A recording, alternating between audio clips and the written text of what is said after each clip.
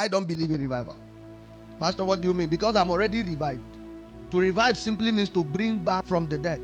And Christ has already revived us. So what revival are we looking for? When we call for a revival meeting, we are not looking for what you define revival to be. Because the Bible said to this end, Christ was made manifest that he should revive all things to this end. And you know, revival is a function of the second dimension.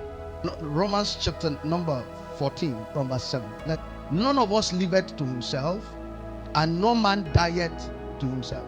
For whether we live unto the Lord, and whether we die unto the Lord. Whether we live before or die, where we are the Lord. So you see, we are always in the spirit. Alive or dead, we are for the Lord.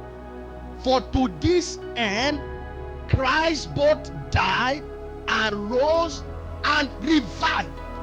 Not he will revive. He has already revived. And revived that he might be both the Lord of the dead and the living. What does it mean to revive? To bring back to life. So are we already alive in Christ? Yes, we are revived. Not he will revive. Quicken us and we will call upon your name. He has already revived. So when I'm talking about that, what I mean is in the concept of the applications and the dimensions. Now look at it.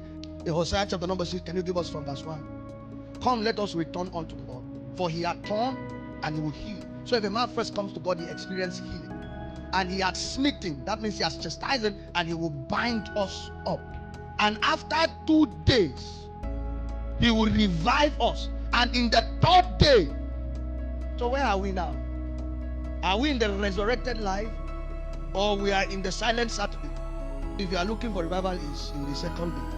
But in the 3rd day, he has revived, he has quickened all things, and has raised us up.